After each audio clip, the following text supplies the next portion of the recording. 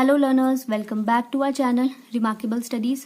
आज की वीडियो है पार्ट 52 हमारे कैश फ्लो स्टेटमेंट चैप्टर की।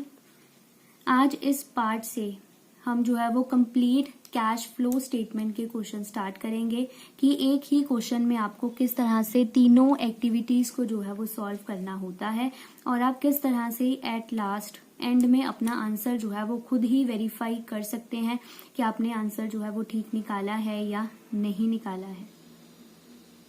चलिए हम स्टार्ट करते हैं आज का क्वेश्चन। आज हम सॉल्व करेंगे question number 39 TS Grewal book का कैश फ्लो स्टेटमेंट चैप्टर का क्वेश्चन नंबर 39। आपको सबसे पहले देखिए क्वेश्चन में बताया गया है from the following prepare a cash flow statement.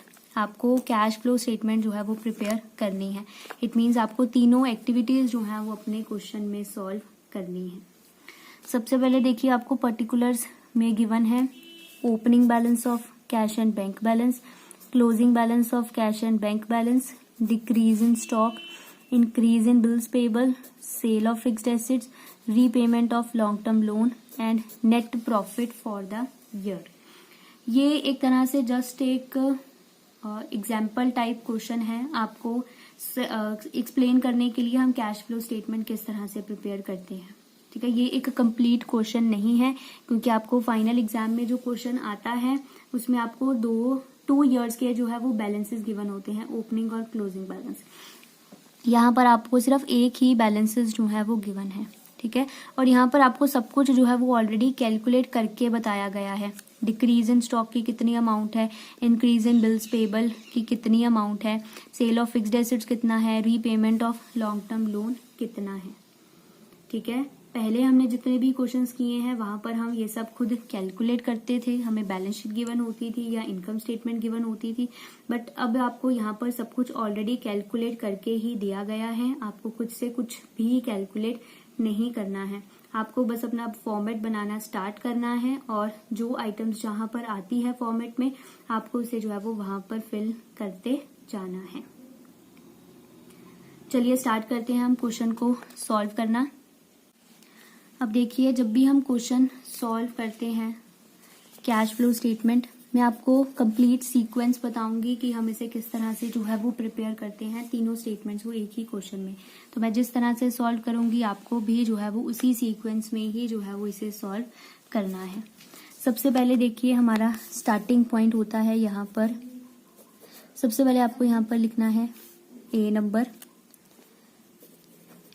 सबसे पहले हम सॉल्व करेंगे cash flow from operating activities. Cash flow from operating activities, इनका जो स्टार्टिंग पॉइंट होता है वो होता है net profit before tax and extra ordinary items. ये जर्नली हम हमेशा जो है वो हमारे वर्किंग नोट्स में ही जो है वो सॉल्व करते हैं। बट इस क्वेश्चन में आपको इसे वर्किंग नोट में सॉल्व करने की ज़रूरत नहीं है क्योंकि देखिए आपको क्वेश्चन में गिवन है net profit for the year. ठीक है, आपको for the year profit given है कि हमारा 20,000 है। अब आपको क्वेश्चन में नहीं बताया गया है कि ये प्रॉफिट हमें कौन सा प्रॉफिट जो है वो दिया गया है, प्रॉफिट बिफोर टैक्स है, प्रॉफिट आफ्टर टैक्स है या फिर as per balance sheet, as per reserves and surplus है। कुछ भी नहीं दिया गया है, कोई भी हिंट क्वेश्चन में गिवन नहीं है। तो आपको अब चेक करना है कि क्वेश्चन में कोई और आइटम आपको गिवन हो जो हम अपने इस फर्स्ट वर्किंग नोट में सॉल्व करते हैं प्लस माइनस करने के लिए। वो भी हमें क्वेश्चन में कुछ भी गिवन नहीं है, ना ही हमें प्रोविजन फॉर टैक्स के बैलेंसेस गिवन है, ना ही हमें डिविडेंड के बारे में कुछ बताया गया है, ना ही क्वेश्चन में जो है वो एक्स्ट्रा ऑर्डिनरी आइटम्स के बारे में कोई इन्फॉर्मेशन है। ठीक है, कुछ भी नहीं है हमारे पास पर प्लस माइनस करने के लिए या फिर कोई भी ऐसी आइटम जहां से हमें हिंट मिल जाए कि ये हमें प्रॉफिट कौन सा दिया गया है। तो इट मीन्स यही net profit for the year जो है हमारा स्टार्टिंग पॉइंट बनेगा जो है 20,000। तो मैंने यहाँ पर लिख लिया 20,000। ठीक है, यही हमारा जो है वो स्टार्टिंग पॉइंट बनेगा क्योंकि कुछ भी क्वेश्चन में हमें और कुछ मेंशन नहीं है। उसके बाद हम यहाँ पर ऐड करते हैं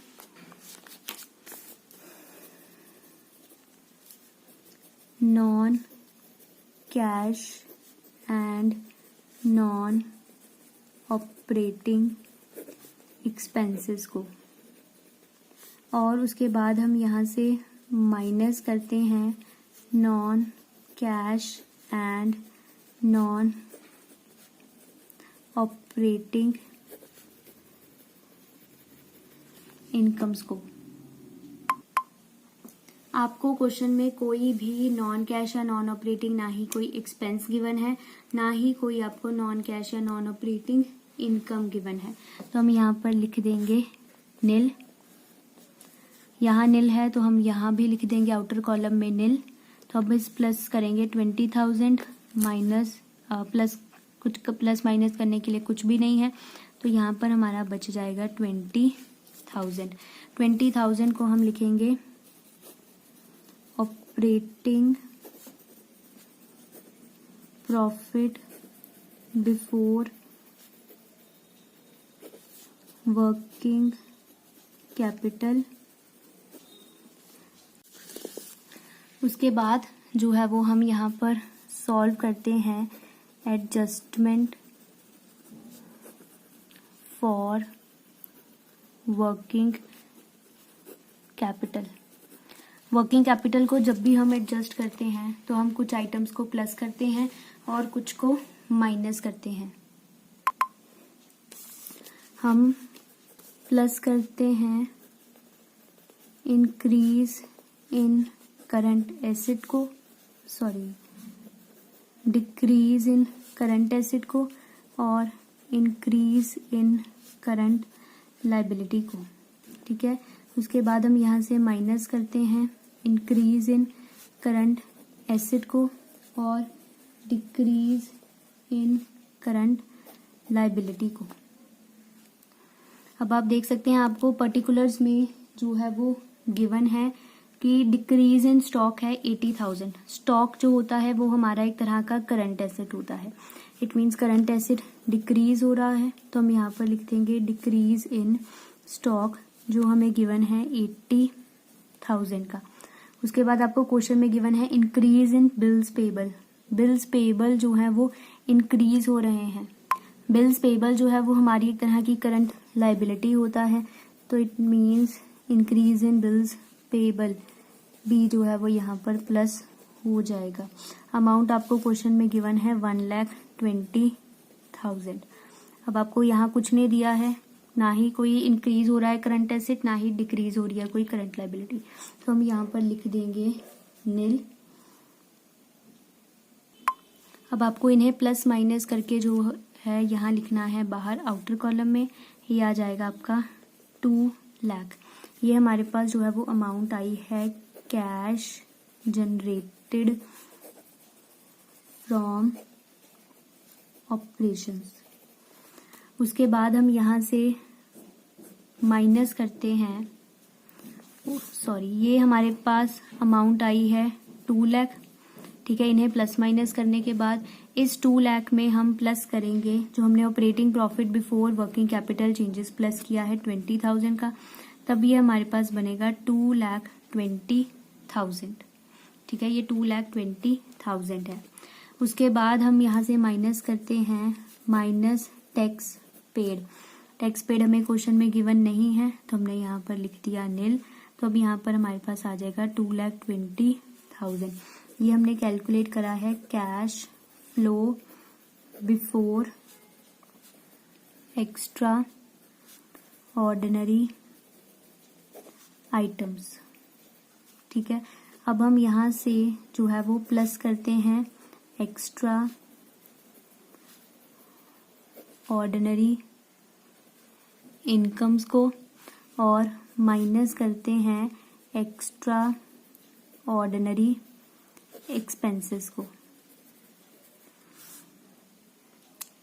ये भी हमें क्वेश्चन में इनकी वैल्यू गिवन नहीं है, नील है, तो इट मीन्स यहाँ पर हमारा आंसर आ जाएगा 2,20,000 पॉजिटिव में है, तो हम इसे लिखेंगे cash flow from operating activities. Cash flow from operating activities. अगर ये 220 हमारे पास नेगेटिव में आता तो हमने यहाँ पर लिखना था cash used in investing activities. So अगर आपको अभी तक कोई किसी पॉइंट में डाउट है कि मैंने इन्हें किस तरह से प्रिपेयर किया है cash flow statement from operating activities को, तो आप पार्ट्स चेक करें 1 to 7 पार्ट्स जो हैं ये cash flow from operating activity से ही जो है वो रिलेट करते हैं। आपको यहाँ से सारे पॉइंट्स क्लियर हो जाएंगे। ये थी हमारी फर्स्ट एक्टिविटी जो हमने यहाँ पर अभी सॉल्व की। अब हम सॉल्व करेंगे हमारी सेकंड एक्टिविटी जो है cash flow from investing activities. अब देखिए आपको पर्टिकुलर्स में ऑलरेडी कैलकुलेट करके दिया गया है कि हमने जो है वो फिक्स्ड एसेट्स को सेल करा है। सेल ऑफ फिक्स्ड एसेट्स है। फिक्स्ड एसेट्स जो है वो हम अपनी इन्वेस्टिंग एक्टिविटीज में इंक्लूड करते हैं। तो मैंने यहाँ पर लिख दिया sale of fixed assets. Amount आपको क्वेश्चन में गिवन है 3 लाख। 3 लाख को हम लिखेंगे पॉजिटिव में क्योंकि हमने सेल किया है। सेल करने से हम कैश या पैसा जो है वो रिसीव करते हैं। रिसीव कर रहे हैं तो इट मीन्स हमारे बिजनेस में इनफ्लो हो रहा है, तो हम इनफ्लोज को जो है वो पॉजिटिव अमाउंट्स के साथ शो करते हैं। आपको बस क्वेश्चन में यही एक एक्टिविटी गिवन है इन्वेस्टिंग एक्टिविटी से रिलेटेड, तो आपको बस क्या करना है, इस 3000 को यहाँ लिख देना है आउटर कॉलम में 3 लाख। 3 लाख पॉजिटिव में है तो हम यहाँ पर लिखेंगे cash flow from investing activities. अगर ये नेगेटिव में आता 3 लाख तो हमने लिखना था cash used in investing activities. Second activity भी हमने सॉल्व कर ली। अब हमने सॉल्व करनी है हमारी last activity cash flow from financing activities. अब फाइनेंसिंग एक्टिविटीज से रिलेटेड आपको चेक करना है कि आपको क्वेश्चन में क्या एक्टिविटी जो है वो गिवन है। आपको क्वेश्चन में गिवन है repayment of long term loan. ठीक है, लॉन्ग टर्म लोन है। लोन मीन्स हमारी लाइबिलिटी है और हमारी जो लाइबिलिटीज होती हैं वो हमारी फाइनेंसिंग एक्टिविटीज का पार्ट बनती हैं। तो इट मीन्स हम इसे फाइनेंसिंग एक्टिविटी में एडजस्ट करेंगे। Repayment of long term loan. Amount आपको क्वेश्चन में गिवन है 5 लाख। ठीक है, 5 लाख जो है वो आपको क्वेश्चन में गिवन है। अब आपको इसे पॉजिटिव अमाउंट से लिखना है या फिर नेगेटिव से। हम लोन वापस कर रहे हैं, रीपेमेंट कर रहे हैं। तो जब भी हम किसी को पेमेंट करते हैं तो हमें कैश पैसा जो है वो पे करना पड़ता है। पे कर रहे हैं तो इट मीन्स हमारे बिजनेस में से जो है वो आउटफ्लो हो रहा है, तो हम इसे नेगेटिव साइन के साथ जो है वो शो करेंगे। यही एक एक्टिविटी आपको क्वेश्चन में गिवन है, तो अब हमें इसे ही जो है वो यहाँ लिखना है आउटर कॉलम में 5 लाख। 5 लाख नेगेटिव का हम यहाँ पर लिख देंगे कैश यूज्ड इन फाइनेंसिंग एक्टिविटीज। क्योंकि नेगेटिव में आया है इसलिए हमने यूज्ड वर्ड लिखा है। अगर ये पॉजिटिव में होता तो हमने इसे लिखना था cash flow from financing activities. चलिए अब हमारा 80% पार्ट जो है क्वेश्चन का वो कंप्लीट हो गया है। अब सिर्फ 20% पार्ट ही जो है वो बचा है। लास्ट का जो 20% पार्ट है क्वेश्चन का वो बहुत ही इंटरेस्टिंग पार्ट है। इस 20% से हमें पता चल जाएगा खुद ही कि हमें इस क्वेश्चन में से कितने मार्क्स जो है वो मिलेंगे, 6 में से 6 मिलेंगे या फिर नहीं। क्योंकि एट लास्ट हम क्वेश्चन खुद ही चेक कर सकते हैं, वेरीफाई कर सकते हैं कि हमारा आंसर ठीक है या फिर नहीं है। चलिए अब मैं आपको वो भी एक्सप्लेन करती हूँ किस तरह से। सबसे पहले आपको क्या करना है, हमने जो ये तीनों एक्टिविटीज सॉल्व करी हैं आपको इनका जो है वो टोटल करना है। टोटल करना है इस तरह से, हम यहाँ पर लिखते हैं नेट इंक्रीज या फिर decrease in cash and cash equivalence. ठीक है, हम इसे कैलकुलेट करते हैं A plus B plus C। A means हमारी ऑपरेटिंग एक्टिविटीज का कितना आंसर आया है उसमें प्लस करेंगे, B हमारी इन्वेस्टिंग एक्टिविटीज का जितना आंसर आया है, फिर हम प्लस करेंगे C। इट मीन्स हमारी फाइनेंसिंग एक्टिविटीज का जो फाइनल आंसर आया है। मैं आपको यहाँ पर करके दिखाती हूँ। जैसे कि हमने ऑपरेटिंग एक्टिविटीज़ से हमें पता लगा cash flow from operating activities 2,20,000 है, तो मैंने यहाँ लिख लिया 2,20,000, ठीक है, पॉजिटिव का है। उसमें मैंने प्लस करना है cash flow from investing activities. Cash flow from investing activities से हमें पता चला है 3 लाख पॉजिटिव का, तो मैं इसमें प्लस कर दूंगी 3 लाख। उसके बाद cash flow from financing activities, financing activities से हमें पता चला है 5 लाख नेगेटिव का, तो अब मुझे यहाँ पर प्लस करना है, तो मैं 5 लाख को लिख दूंगी नेगेटिव में, ठीक है। ये दोनों पॉजिटिव में थे और ये एक जो है वो नेगेटिव में है। तब आपको जो है वो इस इक्वेशन को सॉल्व करना है।